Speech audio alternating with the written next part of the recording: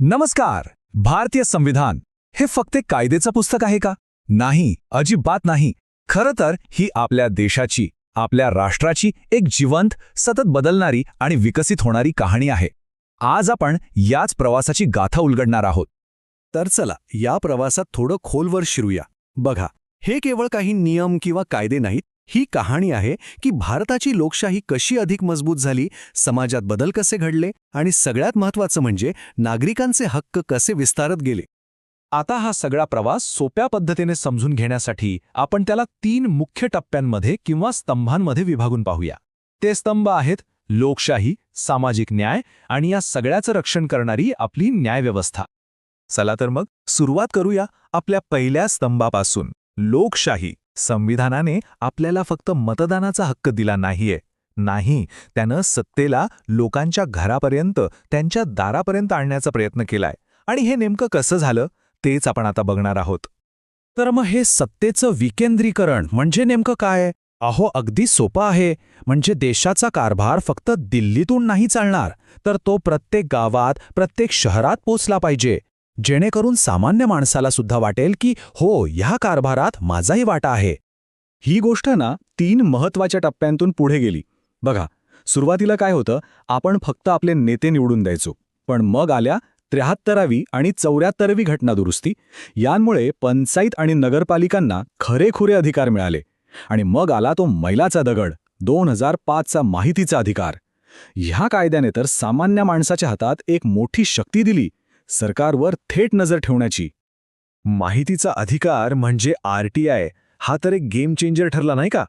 या एका कायद्यामुळे शासकीय कामांमध्ये इतकी पारदर्शकता आली की विचारता सोय नाही. सरकारला अधिक जबाबदार व्हावंच लागलं आणि यामुळेच असं म्हणता येईल की लोकशाही खऱ्या अर्थाने लोकांच्या घरात पोहोचली.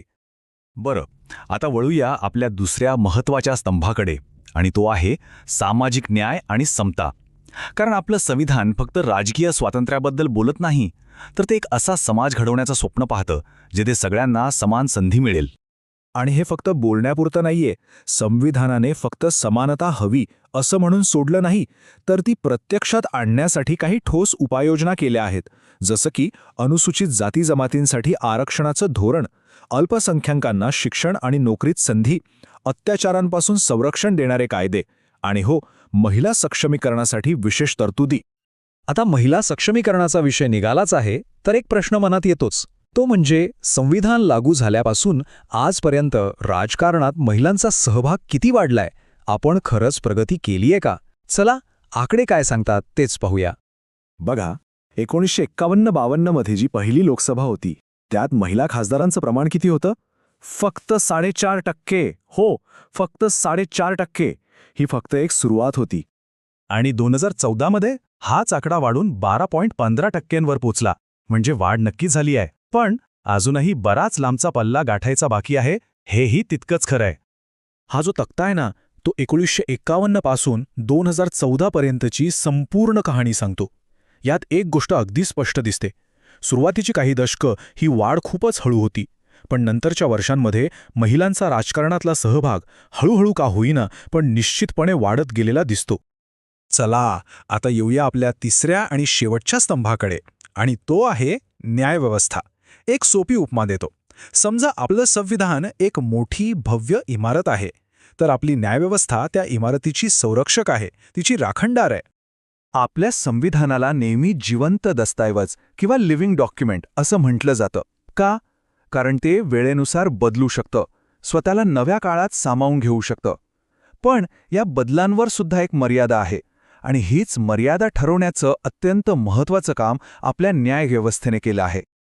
आणि याच ठिकाणी एक खूप महत्त्वाची संकल्पना येते, मूलभूत चौकट किंवा बेसिक स्ट्रक्चर डॉक्ट्रिन. याचा अर्थ काय? सोप्या भाषेत, संसदेला संविधानात बदल करायचा पूर्ण अधिकार आहे, पण ते संविधानाचा मूळ आत्मा, त्याचा मूळ ढाचा नाही बदलू शकत. काही गोष्टी न बदलण्यासारख्या आहेत. तर मग ह्या मूलभूत चौकटीत काय येतं? तर संविधानाची काही अशी मूल्य जी सगळ्यात वर आहेत, सर्वोच्च आहेत. उदाहरणार्थ लोकशाही, देशाची संघराज्य रचना, राष्ट्राची एकता आणि धर्मनिरपेक्षता. ही अशी तत्त्व आहेत जी आपल्या लोकशाहीचा पाया आहेत, आणि हा पाया कोणीही कधीही बदलू शकत नाही. तर आत्तापर्यंत आपण लोकशाही, सामाजिक न्याय आणि न्यायव्यवस्थेची भूमिका पाहिली. या सगळ्यावरून एक गोष्ट तर अगदी स्पष्ट होते की भारतीय संविधानाचा हा जो प्रवास आहे तो अजून संपलेला नाही, तो सुरू आहे. आणि सगळ्यात महत्त्वाची गोष्ट काय असेल तर ती ही की आपलं संविधान हे फक्त इतिहासाच्या पुस्तकातलं एक पान नाहीये. नाही, ती एक जिवंत शक्ती आहे जी आजही आपल्या वर्तमानाला आकार देतेय आणि आपल्या भविष्याला दिशा दाखवतेय. हा प्रवास अविरतपणे सुरूच आहे. आणि जाता जाता एक प्रश्न आपल्या सगळ्यांसाठी. जसजसा भारत बदलतोय, विकसित होतोय, तसतसा संविधानाचा हा प्रवास आपल्या देशाला पुढे नेमका कुठे घेऊन जाईल यावर विचार करायला हवा.